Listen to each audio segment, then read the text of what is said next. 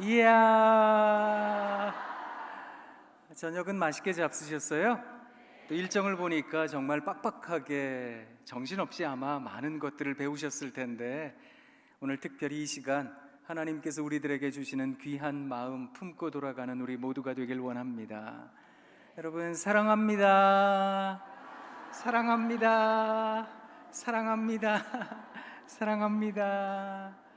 우리 두 눈을 크고 동그랗게 뜨고 옆에 있는 분들을 바라보시면서 감탄하겠습니다. 우와, 이야.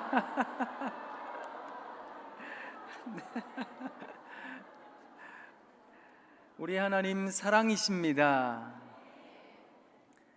그래서 사랑이 무엇일까 우리가 이 시간 한번 생각해 보기를 원합니다. 제가 여러분들에게 사랑이란 무엇일까 그저 한두 마디 말을 통해서 사랑을 정의하기보다는 여러분들에게 사랑에 대한 시를 읽어드리려고 합니다. 사실 시집을 다 들고 오려고 했다가 무거워서 그냥 복사해 왔는데요, 제가 사랑에 대한 시를 읽어드릴 테니까 여러분 사랑이 무엇일까 한번 가늠해 보시면 참 좋겠습니다. 제가 좋아하는 동시작가 가운데 서정홍 선생님이라고 계세요. 이분이 닳지 않는 손이라는 동시집에 어른이 되면 이라는 아주 예쁜 시 한 편을 담으셨답니다. 한번 들어보세요. 시가 참 예뻐요. 어른이 되면 여보 여기 앉아보세요. 발톱 깎아드릴 테니.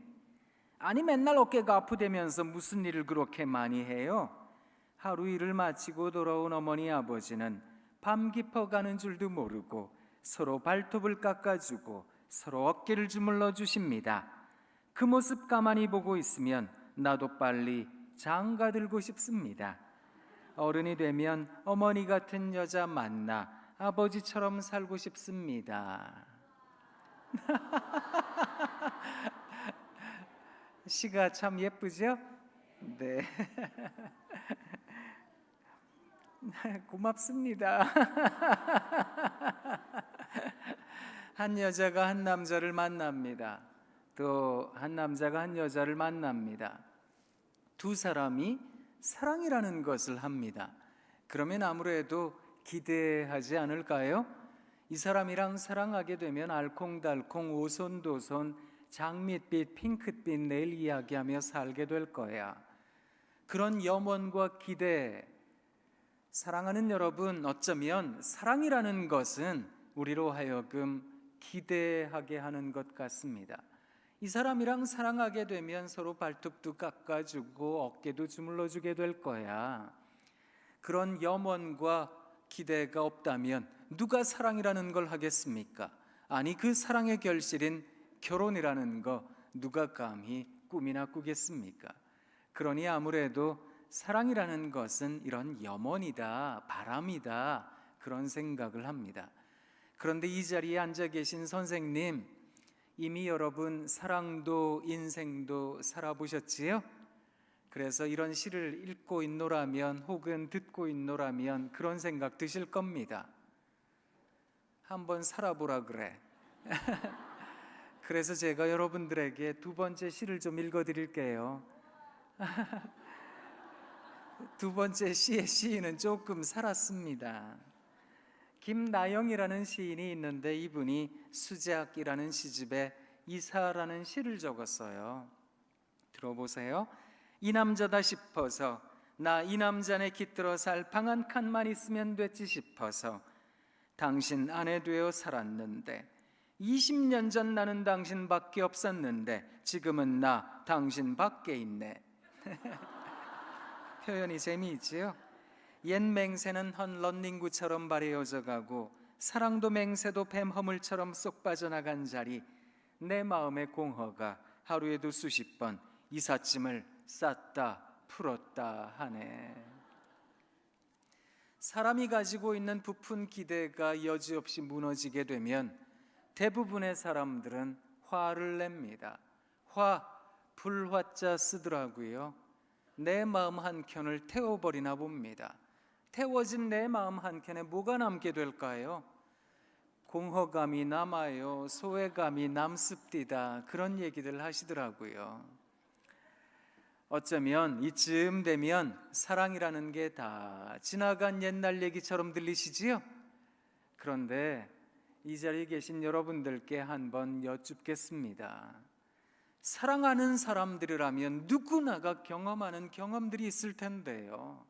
그 가운데 이런 소외감도 공허감도 있더라는 겁니다.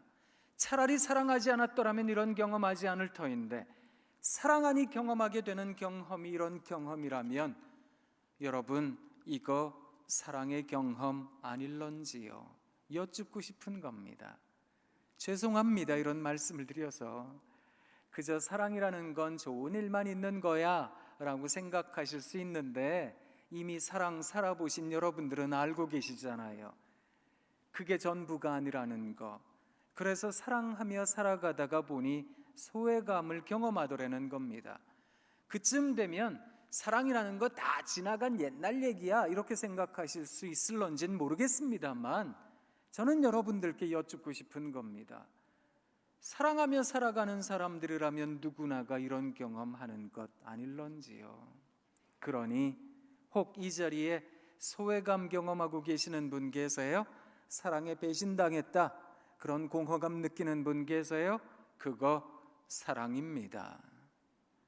죄송합니다. 이런 얘기를 드려서. 그러면 이런 나날이 지나고 나면 좋은 날이 올까요? 제가 세 번째 시를 읽어드리겠습니다. 세 번째 시의 시인은 이성이라는 시인인데요, 갈비뼈가 부러진 포옹이라는 시집에 부부라는 시를 적었습니다. 이 시는 시작부터 좀 센데요. 한번 들어보세요. 부부. 또 당한 것이다. 아침밥을 먹다가 벌컥 화를 내며 남편이 나갔다. 전화도 없다. 그런데도 편하다. 네. 이제 나도 50 천천히 베란다로 나간다. 화분 앞에 쪼그려 앉는다. 아무 생각 없이 이파리를 보고 만지고 물을 준다. 아무 생각 없이 천천히 백화점도 간다. 돌아오는 길에 시장에 들러 물 좋고 싱싱한 낙지 2코다리 사서 저녁 준비를 하는데 일찍 퇴근한 남편이 아무 일 없었다는 듯 코를 킁킁거리며 부엌으로 오더니 슈크림빵 한 봉지 내 앞에 들이민다. 아무 생각 없이 하루 종일 혼자 있으면 화도 웃음이 된다. 아이고 저 화상 하면서도 내 마음 한켠에 가득했던 공허감, 소외감 그런 나날이 지나고 나면 좋은 날 올 거라고 여겼는데 웬걸요?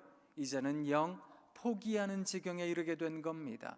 남편이 나가건 말건 화를 내건 말건 상관치 않는 지경에 이르게 된 겁니다. 이런 포기의 감정을 우리 기독교에서는 내려놓음이라고 얘기를 하기도 합니다. 이젠 뭐 내려놨습니다. 자기가 나가든 말든 당신 나가서 맘대로 살아라. 난 나대로 살 테니 그러고 살아가더라 라는 것입니다. 이것도 어쩌면 사랑이 다 지나간 얘기야 이렇게 생각하실지 모르겠습니다만 이 자리에 계신 여러분, 선생님 한번 생각해 보세요. 사랑하며 살아가는 사람들 가운데 포기하지 않는 사람이 어디에 있겠습니까? 한 번쯤 포기하지 않아 본 사랑, 우리 모두가 그런 사랑을 염원하지만 그런 사랑은 우리들에게 존재하지 않잖아요. 누군들 포기하고 싶겠습니까? 그런데 이젠 포기해야 되겠구나, 사랑하다 보면 그런 마음도 갖게 되나 봅니다. 죄송해요. 자꾸 이런 얘기를 드려서, 부정적인 얘기를 드려서. 그러면 이런 포기의 사랑이 지나면 어떤 얘기가 있을까요? 네 번째 시입니다. 장세정이라는 아동문학가 선생님께서 계시는데 사랑이라는 시를 쓰셨어요. 나도 모르는 내가라는 예쁜 동시집에 담으셨답니다. 들어보세요. 사랑. 여긴 조금 오래 산 부부 얘기가 나와요. 밀린 월급 때문에 우리 아버지 술 한잔 한 날 어머니는 뭔 돈으로 마셨노 핀잔을 줍니다. 큰 대자로 누운 아버지 양말 벗기고 바지 벗기고 원수다 원수하면서 꿀물 타주고 눈곱 떼주고 아버지 발 주무르다 앉아서 조는 우리 어머니 원수를 사랑하십니다. 여러분 그거 아세요? 부부로 긴 세월을 사랑하다 보면 우리 기독교에서 말하는 원수 사랑까지는 아닐지라도 그 엇비슷한 원수 사랑, 그걸 경험하게 되나 봅니다. 사랑이라는 것에는 업된 다운이 있어서 참 행복합니다 하는 하이 시즌이 있는가 하면 이제는 영 바닥을 쳤습니다 라며 절망하는 나날도 있더라는 겁니다. 사랑이라는 것에는 이런 이야기 저런 이야기도 있는데 드디어 원수 사랑까지 경험하더라는 겁니다. 그러면 또 여기서 더 오래 사랑하면 어떤 이야기가 있을까요? 5번째십니다. 박영희 시인이라고 계세요. 박영희, 이름이 여자 같지만 남자분이세요. 이분이 팽이는 서고 싶다라는 시집에 접기로 한다라는 깨달음이 큰 시를 적으셨습니다. 한번 들어보세요. 요즘 아내가 하는 걸 보면 섭섭하기도 하고 괘씸하기도 하지만 접기로 한다. 지폐도 반으로 접어야 호주머니에 넣기 편하고. 아하, 이야, 그렇구나. 그런 생각 안 드세요? 제가 이거 읽다가 무릎을 쳤습니다. 지폐도 반으로 접어야 호주머니에 넣기 편하고 다 쓴 편지도 접어야 봉투 속에 들어가 전해지듯 두 눈 딱 감기로 한다. 하찮은 종이 한 장일지라도 접어야 냇물에 띄울 수 있고 2번을 접고 또 2번을 더 접어야 종이 비행기는 날지 않던가. 살다 보면 이슬비도 장대비도 한순간 햇살에 배겨나지 못하는 우산 접듯 반만 접기로 한다. 반의 반만 접어보기로 한다. 나는 새도 날개를 접어야 둥지에 들지 않던가. 우와, 도대체 몇 년을 같이 살아야 이 정도 경지에 이르게 되는 걸까요? 여러분 그거 아세요? 댁에 들어가실 때는 날개를 활짝 펴고 들어가면 안 됩니다. 그러면 이것도 걸리적거리고 저것도 화가 나고 그렇거든요. 시인이 가르쳐 주었습니다. 댁에 들어가실 때는 날개를 접고 들어가셔야 됩니다. 나는 새도 날개를 접어야 둥지에 들지 않던가. 사랑이라는 이름으로 살아가다가 보니 이런 깨달음을 갖게 되었습니다. 그런 말이기도 하지만 이런 깨달음이 없다면 사랑, 그거 이어가기 힘듭니다. 그런 말이기도 합니다. 어쩌면 사랑은 우리들에게 지혜를 가져다 주나 봅니다. 삶의 깨달음을 가져다 주나 봅니다. 그것이 우리네 사랑을 이어가게 하나 봅니다. 그럼 또 이게 또 다를까요? 여기서 더 오래 사랑하면 어떤 얘기를 할까요? 6번째십니다. 걱정하지 마세요. 이게 마지막이에요. 저 사람 계속 시만 읽네. 막 그러실 수 있는데요. 마지막 시의 시인은 이생진 선생님이세요. 이생진 선생님은 섬진강 시인으로 유명한 어르신이세요. 지금 제주도 살고 계시니 섬시인이다, 이게 뭐 어울리는 분이다 이런 생각이 드는데 연세가 많으세요. 올해 91시더라고요. 이분이 80이 되던 해, 그러니까 11년 전에 이 시를 적으셨는데 시집에다가 담으신 게 아니라 월간 문학 잡지에다가 담으셔서 시만 혼자 덜렁덜렁 돌아다녀요. 제목이 뭐냐 하면 아내와 나 사이입니다. 한번 들어보세요. 아내는 76이고 나는 80입니다. 지금은 아침 저녁으로 어깨를 나란히 하고 걸어가지만 속으로 다투기도 많이 다툰 사이입니다. 요즘은 망각을 경쟁하듯 합니다. 나는 창문을 열러 갔다가 창문 앞에 우두커니 서 있고 아내는 냉장고 문을 열고서 우두커니 서 있습니다. 누구 기억이 일찍 돌아오나 기다리는 것입니다. 그러나 기억은 서서히 우리 둘을 떠나고 마지막에는 내가 그의 남편인 줄 모르고 그가 내 아내인 줄 모르는 날도 올 것입니다. 서로 모르는 사이가 서로 알아가며 살아가다가 다시 모르는 사이로 돌아가는 세월, 그것을 뭐라 하겠습니까? 그걸 뭐라고 할까요? 그걸 아내와 나 사이입니다. 그 얘기를 하고 계시는 겁니다. 이 노시인의 이 시에 고개가 절로 끄덕여지신다면 연세가 제법 많으신 겁니다. 저는 아직 젊어서 이게 뭔지 잘 모르긴 하는데요. 근데 조금 알 것 같기는 합니다. 그렇겠구나. 서로 모르는 사이가 서로 알아가며 살아가다가 다시 모르는 사이로 돌아가는 세월을 나누는 사이, 그게 아내와 나 사이가 아니겠습니까? 이쯤 되면 어르신들이 만감이 교차합니다 라는 말씀들을 하세요. 그저 나와 일생을 함께 살아줘서 고맙다가, 나 힘들게 한 거 생각나서 부하가 치밀었다가, 그래도 바라보니 든든했다가, 또 바라보니 미웠다가, 그래도 또 바라보니 측은하고 불쌍했다가, 뭐 이런 양반이 다 있나 싶어가지고 또 화가 났다가, 이런 마음들이 교차하니 만감이 교차합니다. 그 얘기들 하시더라고요. 저는 여러분들에게 사랑합니다 라고 인사 말씀을 드린 뒤에 사랑에 대한 시를 읽어드렸습니다. 사랑이라는 것은 한두 마디 말로 이루어지는 거 아닌 것 같습니다. 우리의 사랑의 삶을 생각하다 보면 사랑에 이런 모습도 있고 저런 모습도 있더라는 겁니다.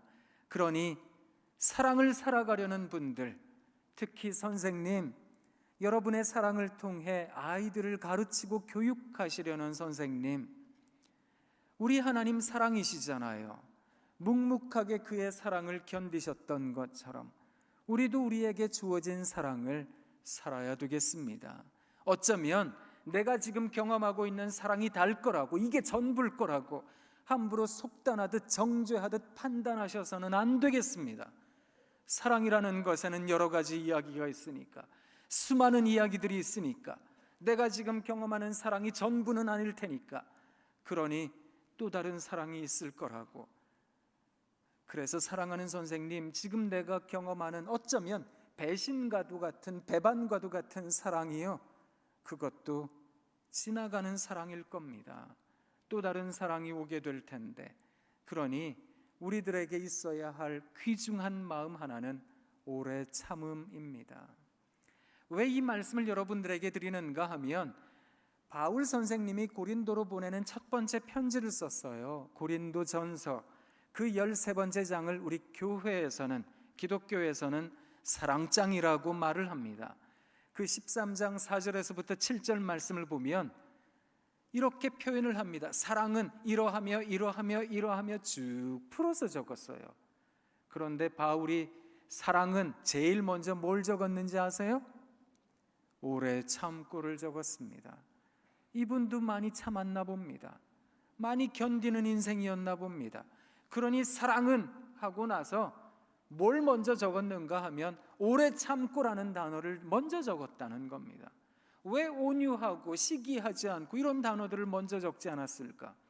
그거 생각해 보면 아무래도 사랑은 견딤이라는 생각을 합니다. 그래서 고린도전서 13장 7절 말씀에 바울은 정의하듯 사랑을 이렇게 말합니다. 사랑은 모든 것을 참으며 모든 것을 믿으며 모든 것을 바라며 모든 것을 견디느니라. 사랑이라고 하는 건 결국 참고 견딤으로 이 세상에 드러나나 봅니다. 그러니 사랑하려는 사람은 조금 견뎌야 됩니다. 죄송해요, 자꾸 견디라고 말씀드려서. 그렇지 않아도 지금 견디고 있는 중인데 속상하실 여러분들이 계실 텐데요, 죄송합니다. 어쩌면 사랑이라는 것을 살아가는 우리들에게 언제나 필요한 마음이 아닐까 싶습니다. 우리 자녀 사랑하잖아요. 그렇지만 애들 방에만 들어가면 마음이 무너지진 않으세요? 이미 다 그런 세월 지나셨나요? 방에 들어가면 아유, 내가 괜히 들어갔네, 이런 생각 안 하세요? 야, 책상이 네 맘이라 그랬잖아. 책상 정리 좀 하고 돌아다녀. 왜 니네 방은 왜 매일 바자회를 하냐? 옷을 쫙 펼쳐놓고. 넌 이건 얼마냐 너는? 이상하게 애들만 보면 입에서 예언이 터져요. 이렇게 살다가 네가 거지가 될라 그러지. 네가 너 뭐가 될런지 너 원하다. 너 막 이게 부정적인 내일이 확 펼쳐져요. 긍정적인 건 하나도 안 보여요. 아이들만 보면 이래서 세상이 어떻게 되겠나 그런 생각을 해요. 어린이 교회에 가서 또 주일학교에 가서 아이들 볼 때마다 야, 큰일 났다 이런 생각들 많이 하시잖아요. 그런데 사랑하는 선생님, 우리의 사랑, 그럼에도 불구하고 한 걸음 한 걸음 내디뎌야 되겠습니다. 어쩌면 무거운 발걸음이라고 여겨지실지도 모르겠습니다만 그 사랑의 발걸음을 한 걸음 한 걸음 내디디다 보면 하나님께서 반드시 잘해주실 겁니다. 우리 아이들도 우리도 하나님께서 반드시 동행하시고 인도하시고, 그래서 우리 모두를 잘해주실 줄 믿습니다. 그래서 사랑을 하려는 사람들은 조금 견뎌야 됩니다. 근데 사실 견딘다는 건 어려운 일이거든요. 어제부터 제가 말씀 전하고 있는데 제 얼굴이 조금 익숙해지셨지요? 목소리도 좀 익숙해지셨지요? 오늘 물론 하루 종일 바쁘셨겠습니다만 또 교회 오셔서 여러 가지 배우기도 하시고 아까 율동하시는 모습 보면서 너무너무 예쁘셨어요. 정말 정말 아름답게 여겨졌거든요. 그러다 보니 또 많이 힘드실 텐데 제가 시도 읽고 얘기도 조분조분하고 그러니까 마음의 안정감을 갖게 되실 겁니다. 그래서 슬슬 졸리실 거예요. 안정감을 갖게 되었다, 그런 말입니다. 제가 안정감을 가지신 여러분들께 여러분들의 안정감을 조금 흔들어 보기 위해서 너무 놀라진 마세요. 그냥 제가 한번 다른 모습을 보여드릴게요.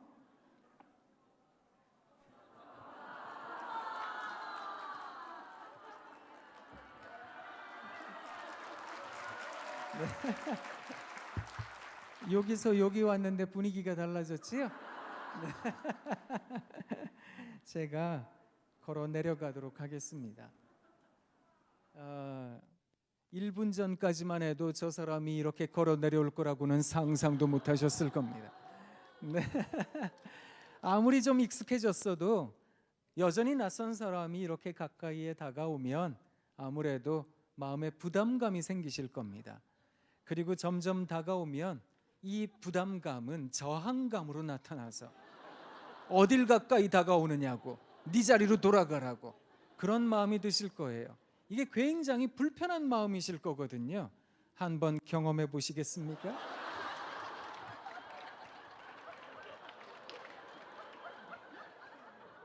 아유, 죄송합니다. 제가 제자리로 돌아갈게요. 우리 2층에 계시는 분들도 계셔서 제자리로 돌아가기는 할 텐데요.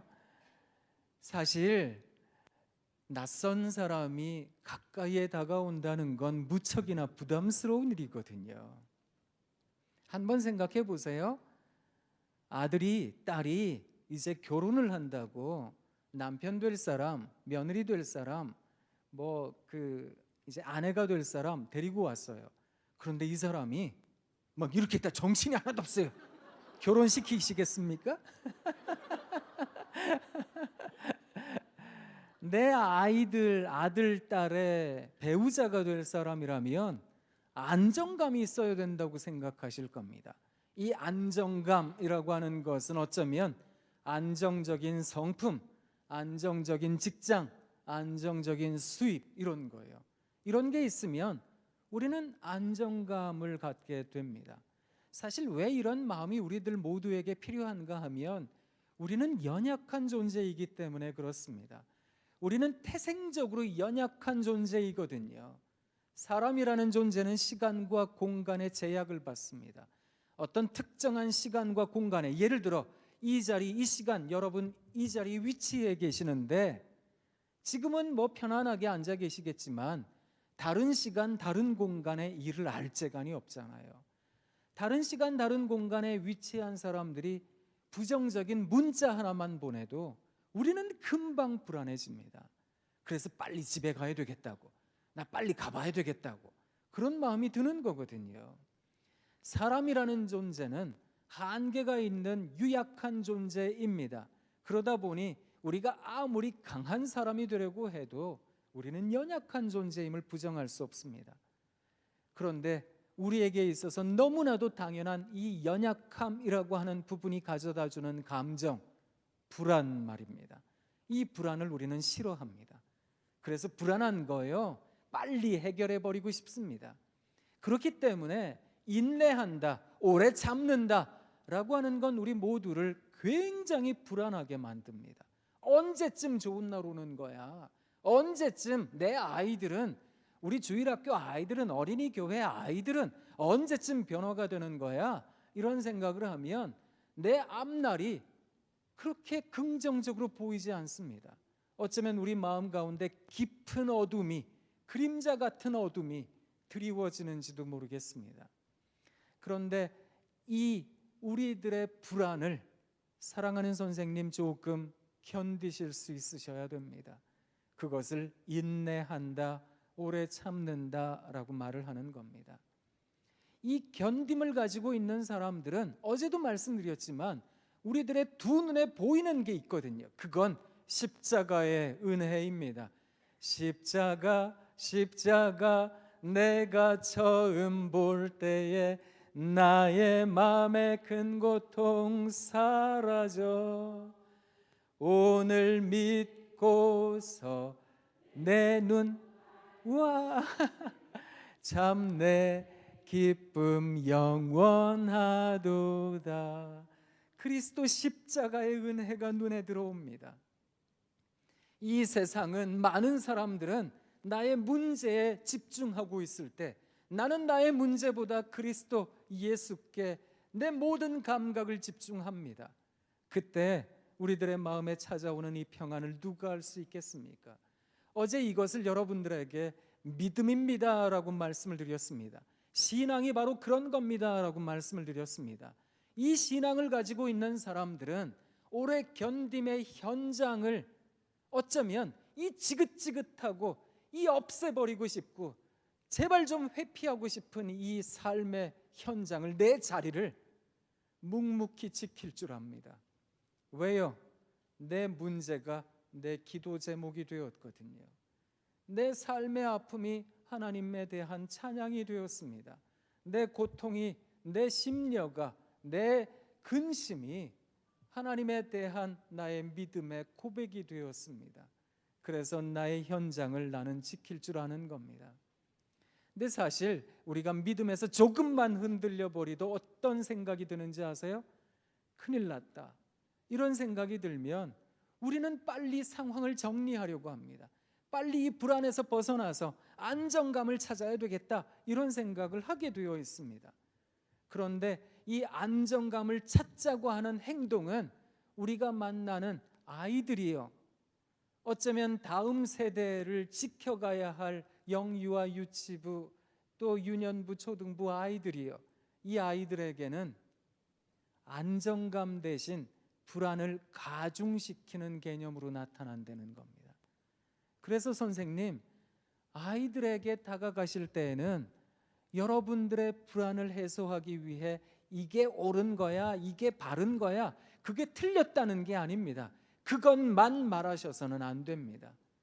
묵묵히 아이들의 이야기를 들어주실 줄 아셔야 됩니다. 어쩌면 너는 이렇게 해야 되는 거야, 엄마가 살아보니까, 선생님이 지내보니까 너 다 잘 되라고 하는 얘기야, 너 시행착오 경험하지 말라고 하는 얘기야, 뭐 나 잘 되자고 하는 얘기니, 너 잘 되라고 하는 얘기야, 그런 말씀들 하시지만 사실은 여러분이 불안하신 거거든요. 자기가 불안하기 때문에 지금 내 앞에 있는 불안한 존재를 바라보며 빨리 이걸 수정해야 되겠다, 이런 생각을 하시는 겁니다. 그런데 그것은 아이들을 더욱 불안하게 합니다. 그래서 불안한 아이들을 위해서, 우리 아이들을 위해서 어떻게 하셔야 되는가 하면, 선생님, 불안을 조금 견디세요.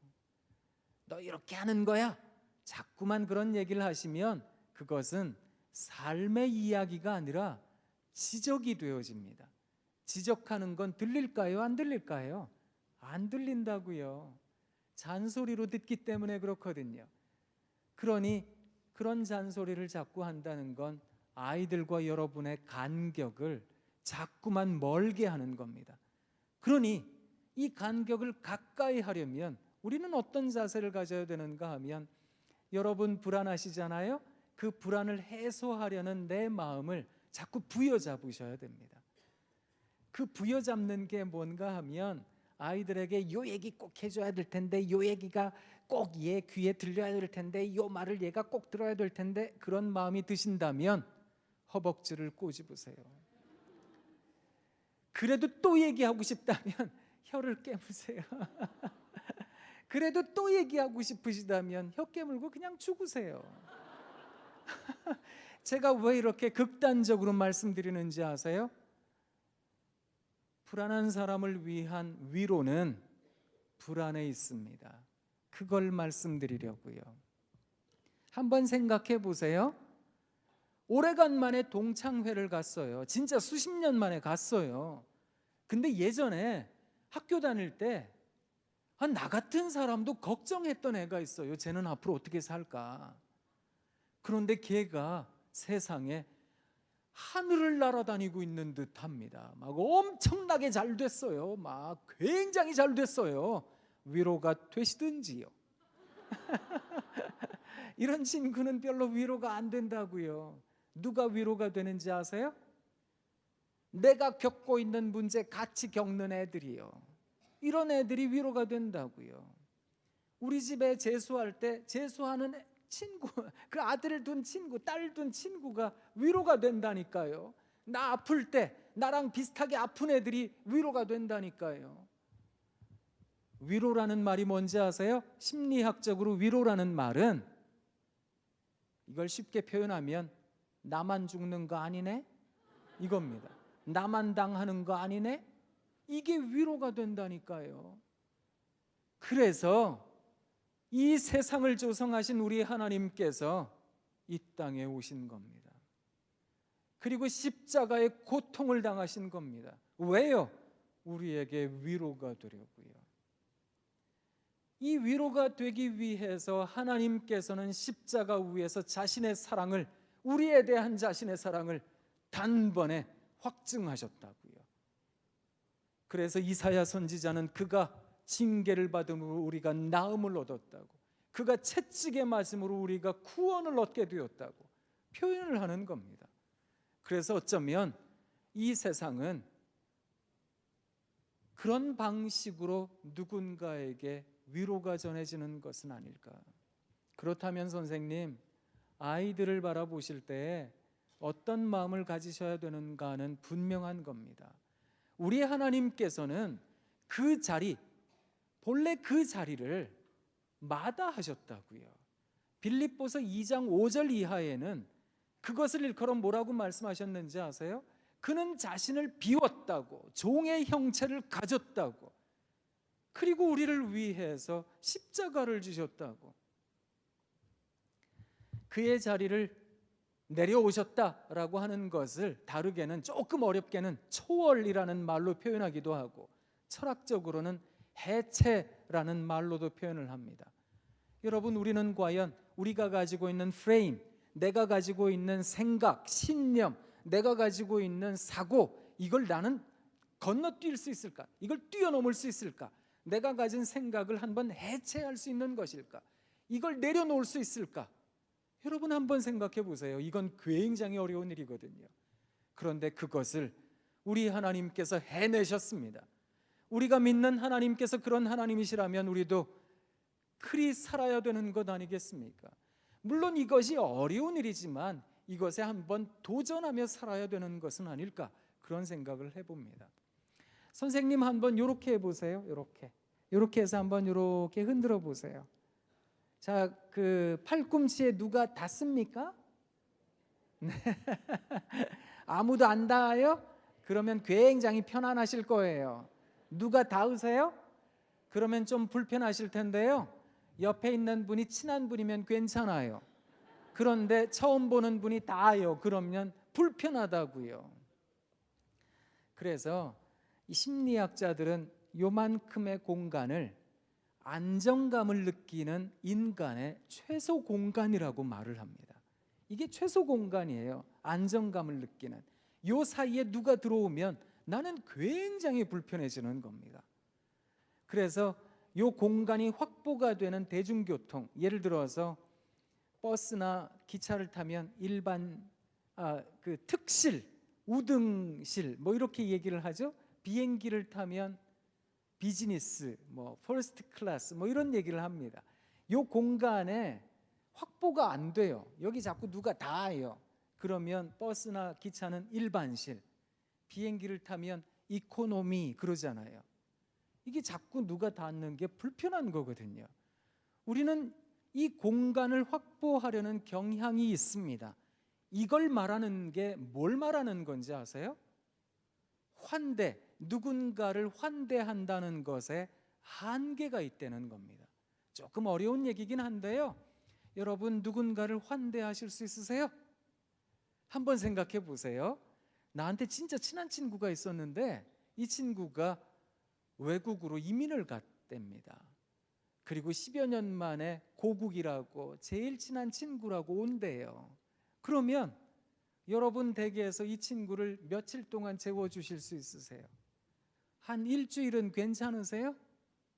제가 갑자기 너무 길게 잡았나요? 한 달은 어떠세요? 너무너무 좋대요. 1년쯤 있고 싶대요. 점점 고개를 가로잡는 분들이 많아지시는데요. 생각해 보면 우리들의 환대에는 한계가 있습니다. 어떻게 보면 이 범위가 정해져 있다는 건데요. 이걸 우리는 넘어설 수 있을까? 그런데 성경을 보면 우리 주님께서 자꾸 우리들에게 도전하세요. 70번씩 7번이라도 용서하라고. 그리고 하루에 똑같은 잘못을 7번 하더라도 그 친구를 용서해 주라고. 그렇게 말씀하셨을 때 제자들이 뭐라고 답했는지 아세요? 주님, 우리들에게 믿음을 더하십시오. 결국 믿음을 더해달라고 부탁했다고요. 그래서 우리 주님께서 야, 너희들 말이 맞다 라는 뜻에서 너희에게 겨자씨 하늘 같은 믿음이 있다면 저 산에 있는 뽕나무더러 바다에 가서 심기어라 해도 그대로 순종하였을 거다. 그렇게 말씀하셨거든요. 믿음이 중요하긴 합니다. 정말로 중요합니다. 그래서 믿음이 없다면 이 한계를 극복하기가 어렵거든요. 프랑스의 학자 가운데 자크 데리다라는 사람이 있습니다. 이름이 좀 어려운데요. 왜 불란서 학자들은 이름도 어렵지만 글도 어려워요. 그래서 이 사람 쓴 책이 얇습니다. 책 제목이 뭔가 하면 환대에 대하여라는 책인데요. 그런데 이 얇은 책을 읽다가 보면 깊은 절망을 느낍니다. 분명히 하얀 건 종이고 까만 건 글자인데 이걸 읽는데 왜 나는 이해를 못하는 걸까? 그런 생각이 드는 거거든요. 그런데 이 어려운 책을 아주 간단하게 얘기하자면 이 철학자도 얘기를 했어요. 환대는 사람으로 불가능하다라고요. 그 환대에 도전하려는 사람들이 우리거든요. 형제가 연합하여 동거함이 어찌 그리 선하고 아름다운가. 그리스도 공동체, 어느 누구나 오라고, 어느 누구나 주께 나오라, 어서 와서 주의 말씀 들으라. 그 공동체가 우리 공동체잖아요. 교회 공동체. 어느 누구나 오라고 말은 하지만 우리에게 믿음이 줄어든다면, 신앙이 어쩌면 퇴색되어져 가고 쇠퇴해 간다면 누군가에 대하여 환대한다는 건 거의 불가능에 가깝다고요. 그래서 우리 마음이 자꾸만 불안해진다고요. 그런데 사랑하는 여러분, 선생님들께 제가 부탁드리고 싶은 게 있습니다. 우리 하나님 사랑이시래잖아요. 그 하나님께서 우리들에게 보여주셨던 사랑의 모습은 십자가에 달리시는 것이었습니다. 오늘 우리가 봉독한 하나님의 말씀이 그것을 말하고 있는 겁니다. 이제 또 언제 저 사람 다가올지 모른다라는 생각에 불안하실 여러분들을 위해 다시 제가 제자리로 돌아가긴 할게요. 네. 그 옆에 있는 선생님들을 향해서 한번 손을 들어 보실래요? 그래서 서로 간에 축복하는 시간을 잠깐 가져보도록 하겠습니다. 당신은 시냇가에 심은 나무라 같이 불러볼게요. 당신은 시냇가에 심은 나무라, 심은 나무라. 하나님의 사랑 안에, 하나님의 사랑 안에 믿음 내리고 주의 뜻대로 주의 뜻대로 주의 뜻대로 항상 사세요. 우리 옆에 있는 분들을 바라보면서 한 번 더 하도록 할게요. 당신은 시냇가에 심은 나무입니다. 나무라 하나님의 사랑 안에 님의 사랑아 믿음 뿌리 내리고 주의 뜻대로 주의 뜻대로 항상 살아가세요. 그 가스펠송 중에 그거 아세요? 사랑해 주님이 날 사랑하시네. 그거 아세요? 사랑해 주님이 날 사랑하시네. 내 모습 이대로 내 모습 이대로 받으셨네. 사랑해 주님이 사랑해 주님이 날 사랑하듯이 나도 널 사랑하며 섬기리. 사랑합니다. 사랑합니다. 사랑합니다. 와, 야. 제가 여러분들에게 우리 애기들이 있어서 동시 하나 또 읽어드릴까요?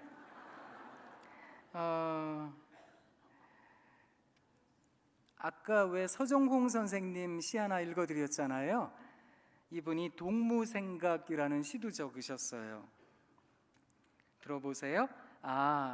이야, 이런 시원한 해물탕은 지난달에 이사간 민영이 아버지가 좋아하는 건데, 여보 무김치 드셔보세요. 맛도 들고 맵싸한 게 정말 맛있어요. 순동이 엄마가 옆에 있으면 잘 먹을 텐데. 맛있는 음식 먹을 때마다 동무생각 절로 난다는 아버지 어머니 말씀을 듣고 나도 문득 동무생각이 납니다. 지난 여름 교통사고로 어머니 돌아가시고 난 뒤 오늘도 동생 슬기와 둘이서 저녁밥을 먹고 있을 내 짝 슬찬이 생각이 납니다. 마음이 아프시죠? 사랑하는 선생님, 어쩌면 내 옆에 있는 사람에 대한 눈치를 좀 보고 살면 참 좋겠다, 그런 생각을 합니다. 저 사람 행여 아프지 않을까? 저 사람 행여 배는 골치 않았을까? 그런 눈치 말입니다. 나 잘 되자고 보는 눈치 말고요. 그런 처세술 말고요. 내 옆에 있는 사람의 아픔이 고스란히 내 마음의 아픔처럼 전달되어 오는 그런 눈치 말입니다. 그런 눈치를 배려라고 하는 겁니다. 어쩌면 이 배려라고 하는 것은 무척이나 어려울런지도 모르겠습니다. 삶이 팍팍하면 팍팍할수록 배려는 저만큼 건너간 것처럼 여겨지기 때문에 그렇습니다.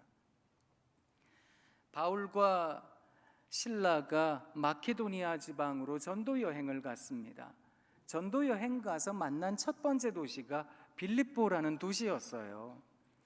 그런데 우리가 잘 알고 있다시피 이 마케도니아라는 지방은 굉장히 중요한 지방입니다.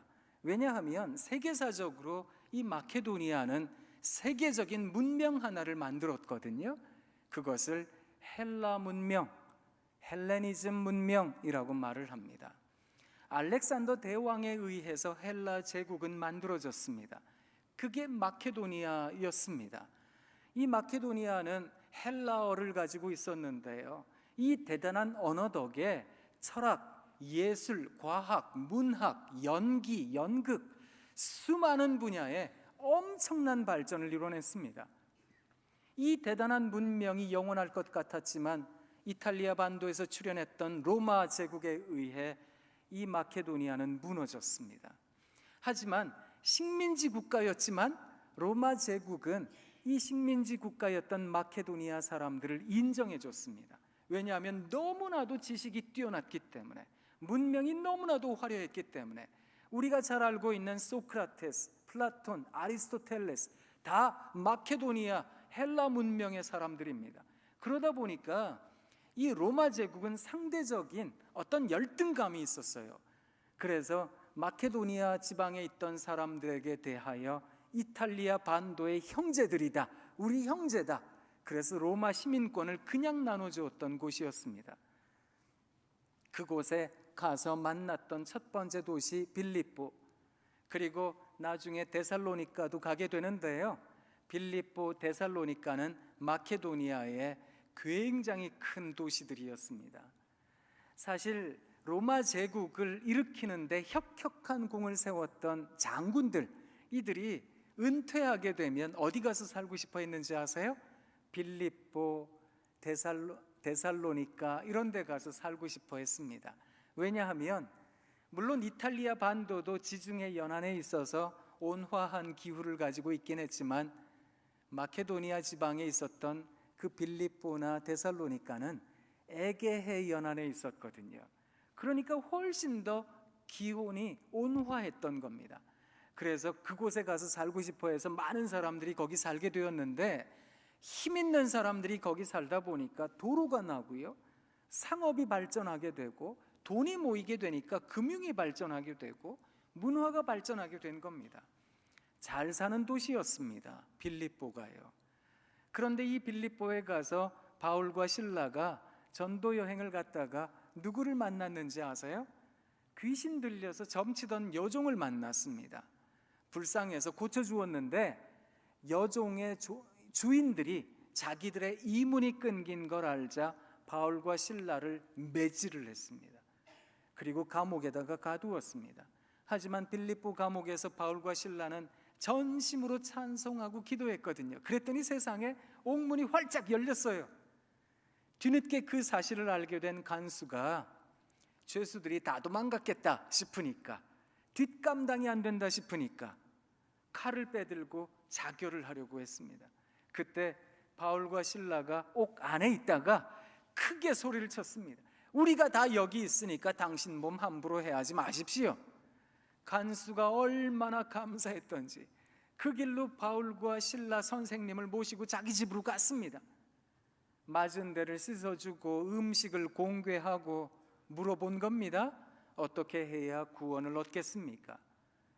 그때 바울이 했던 말은 주 예수를 믿어야 됩니다. 그리하면 당신과 당신 집이 구원을 얻게 될 겁니다. 그리고 나서 간수와 그의 가족이 세례를 받았습니다. 그리고 나서 놀라운 일이 생겨났어요. 빌립보 교회가 생겨났습니다. 나중에 사도행전 16장을 찬찬히 읽어보세요. 빌립보 교회가 어떻게 만들어졌나, 그 태동이 잘 적혀 있습니다. 그런데 아까 제가 말씀드렸다시피 그리스 지역을 합하는 게 다 마케도니아인데, 나중에 바울과 실라가 이제 빌립보와 데살로니가를 거쳐서 아테네, 그리스까지 갑니다. 이게 다 전체가 마케도니아인데, 여러분 그리스 로마 문화 하면 떠오르는 게 있으시잖아요. 신화. 당시에 신들이 굉장히 많았어요.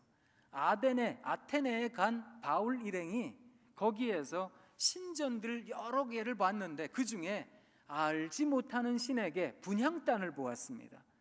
그래서 아레오바고 언덕에서 바울이 크게 소리를 쳤어요. 여러 부형들이여, 내 얘기 한번 들어보십시오. 여러분 보니까 알지 못하는 신에게 분향단이 있던데, 여러분 잘 모르는 예수 그리스도 우리들의 구주에 대하여 메시아에 대해서 전하겠습니다. 복음을 전했거든요. 그러니 당시에 얼마나 많은 신들이 있었는지는 여러분들이 아마 아실 겁니다. 그런데 그 빌립보나 데살로니가나 살기는 굉장히 좋았어요. 돈도 많고 부자 도시이기도 했거든요. 그러나 예수 그리스도만이 길이요 진리요 생명입니다. 그거 전했다가 매를 맞을 때가 많았습니다. 가지고 있는 재산을 빼앗길 때가 많았습니다. 심지어 죽임당할 때도 있었거든요. 나중에 바울이 어디까지 가는가 하면 로마 감옥까지 끌려갑니다. 그곳에서 바울은 순교를 당합니다. 로마 감옥에서 바울은 4편의 서신을 씁니다. 에베소서, 빌립보서, 골로새서, 그리고 빌레몬이라고 하는 사람에게 쓴 빌레몬서까지, 이 4편의 서신을 옥중서신이라 이렇게 말을 하는데요, 그 중에 하나가 빌립보서입니다. 이 빌립보서를 쓰는 거예요. 이제 자기는 죽을 거예요. 로마 감옥에서 사람이 이쯤 되면 내가 죽겠다 이런 거 느껴지잖아요. 바울은 그거 알고 있었어요. 자기가 죽을 거라는 거. 그걸 알고서 글을 쓰는 겁니다. 편지를. 누구에게요? 자기가 개척한 교회 성도들에게, 빌립보 교회 성도들에게 글을 써요.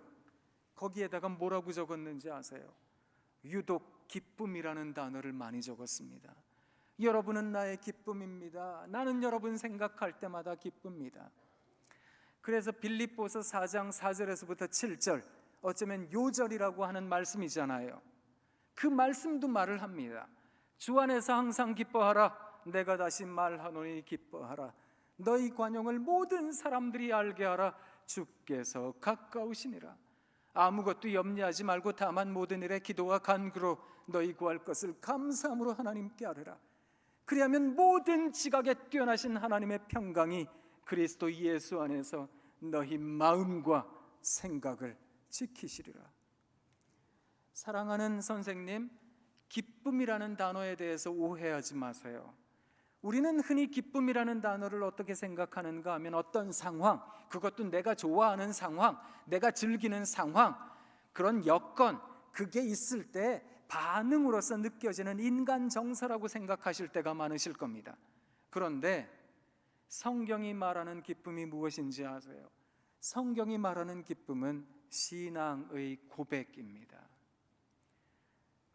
도무지 안 기쁜 거예요. 도무지 내 마음이 힘겨운 거예요. 그런데 신앙의 고백으로 기뻐하시려는 겁니다. 이건 도무지 바라보고 있자니 내 마음에 쏙 들고 진짜 말도 잘 듣고 그런 애들이라면 누군들 우와 이거 못하겠습니까? 근데 말은 치질이도 안 듣고 뭐 저런 게 다 있나 싶고 뭐 이런 게 치밀어 오르는데 그럴 때 우와 하시려는 거거든요. 이걸 믿음의 고백이라고 말을 하는 겁니다. 어쩌면 우리들의 현재에 우리가 만나는 아이들 불안하고 어렵잖아요. 나도 불안한 인생이거든요.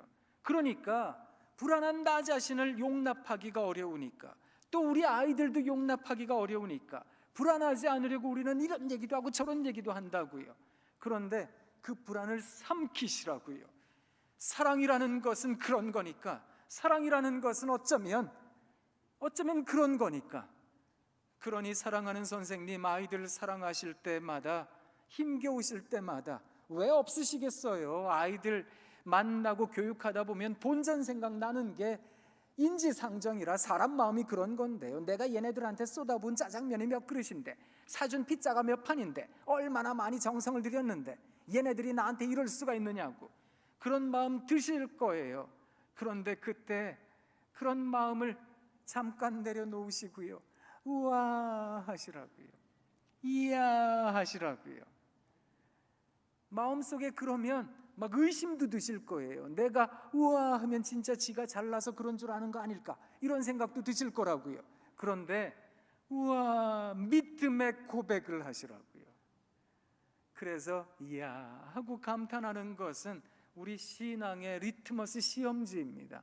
내게 신앙이라고 하는 것이 있는가 없는가, 아니 내 신앙이 돈독한가 그렇지 않은가, 상황에 대해서 여러분 어떻게 반응하실래요? 우와 하고 반응하는 선생님 되시길 부탁드립니다. 기쁨이라는 것은 믿음의 고백이니까, 하나님 앞에서 내가 해야 할 마땅한 선언이니까, 그것이 어쩌면 해체, 내려놓음, 초월과 비슷한 겁니다. 내가 가진 생각 프레임으로는, 내가 가진 이해로는 도무지 이해할 수 없는 아이들이지만 우와 도무지 이해하기 힘든 선생님이고 성도고 이웃이고 가족이고, 그러나 우와 왜 그래야 되는지 아세요? 저는 강단 격언 하나를 믿습니다. 기도하는 선생님의 아이들은 망하지 않습니다. 사랑하는 선생님, 기억하셔야 됩니다. 나보다 우리 하나님께서 우리 아이들을 훨씬 더 귀히 여기고 계시다는 거예요. 그러니 우리 주님께서 십자가에서 죽으셨지 않겠습니까? 그 정도로 우리 아이들에 대해 사랑하고 계시는 하나님께서 반드시 우리 아이들을 지키실 겁니다.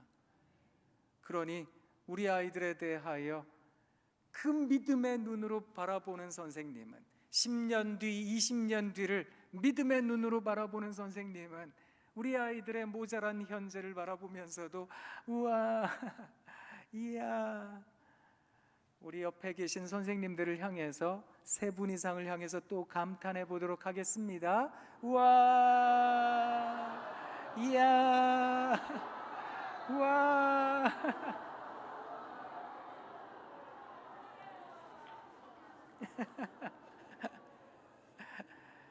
우와 하는 게 즐거우시면 진짜 즐거운 인생 살아가시는 거예요.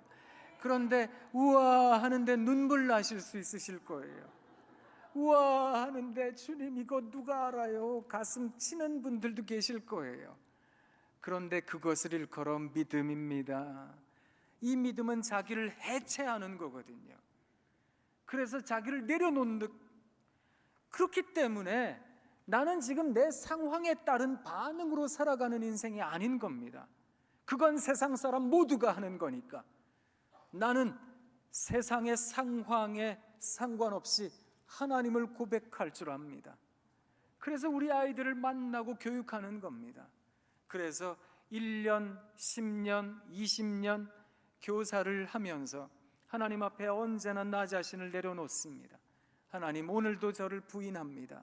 저를 부인하고 하나님을 좇습니다. 제 십자가를 지고 하나님을 좇습니다. 우와, 우리 아이들을 만나겠습니다. 그 마음으로 살아가는 선생님들 되시길 부탁드립니다. 제가 선생님들께 글 읽어드리려고 또 글 하나 들고 왔는데요. 제가 좋아하는 작가 중에 이철환이라는 작가가 있으세요. 이철환 작가는 연탄길이라는 책 써서 유명해진 사람인데요. 그런데 이분이 당신과 나는 들꽃이 되면 좋겠습니다 라는 글을 썼습니다. 이분 참 좋은 기독교인이세요. 교회 집사님인데요. 저한테 그러더라고요. 목사님, 저를 앞으로 600만 부의 사나이라고 불러주세요 그러더라고요. 이 출판의 암흑 시기에 책을 세상에 600만 권 이상을 팔았답니다. 돈 엄청 벌었겠잖아요. 그런데요, 아직도 저희 동네 옆 동네 살아요. 쌍문동에 사는데요. 사실 서울의 쌍문동, 방학동, 제가 사는 그런 동네는 조금 어려운 동네거든요. 근데 왜 거기 사느냐고요? 이분이요, 인세가 들어오잖아요, 통장에. 그러면 용달을 빌려요. 그래서 생필품을 사요. 이분 들꽃 좋아하거든요. 그래서 예쁘게 말려요.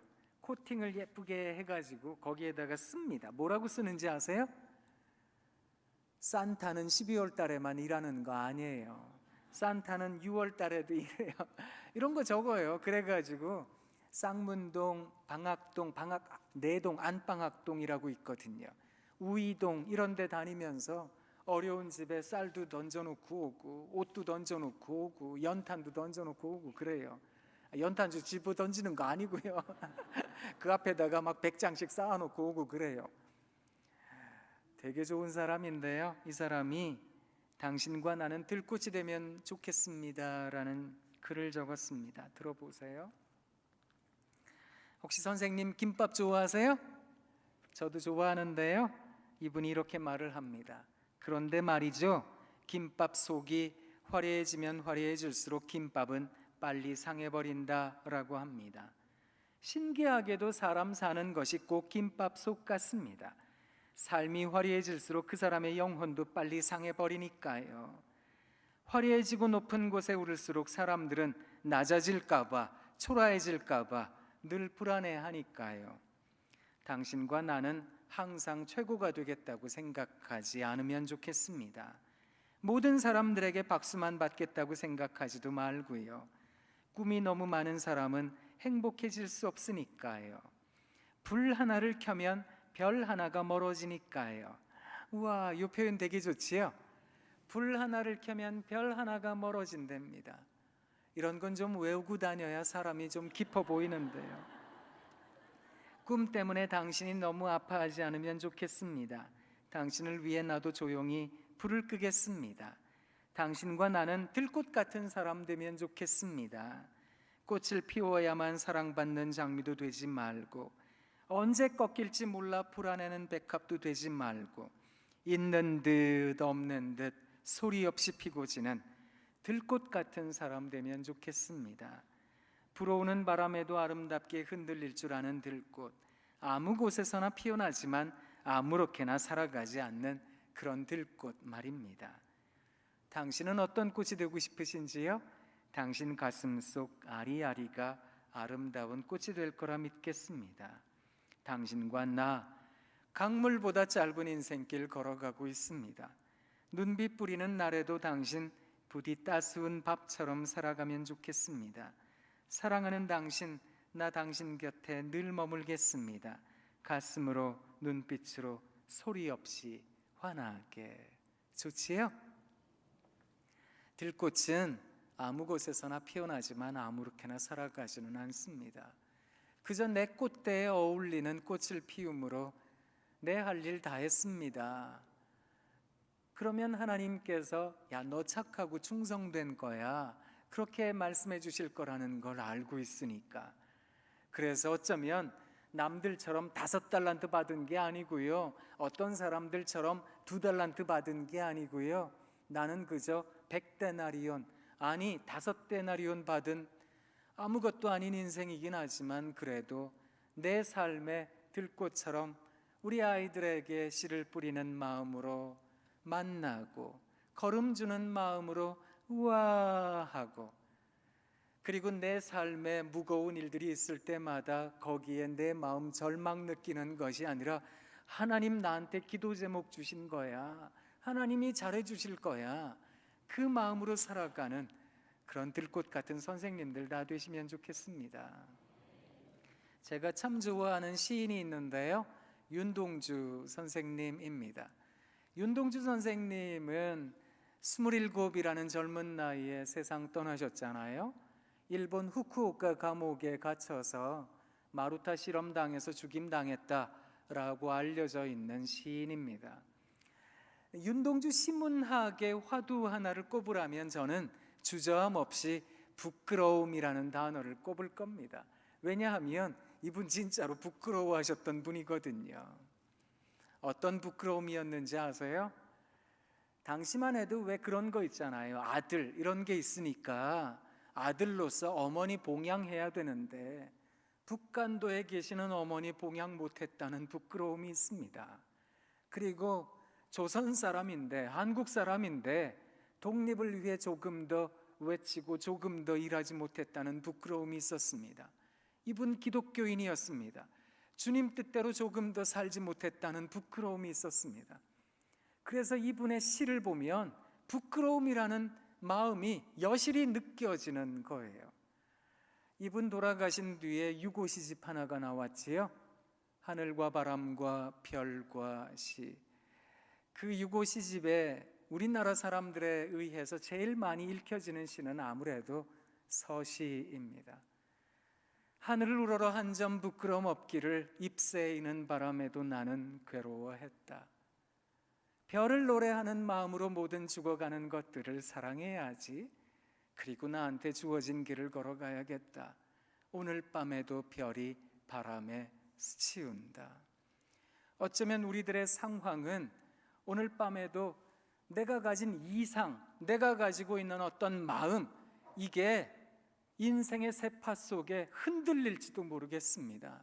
그렇지만 잎새이는 바람에도 그저 괴로워할 줄 아는 그런 부끄러움이요.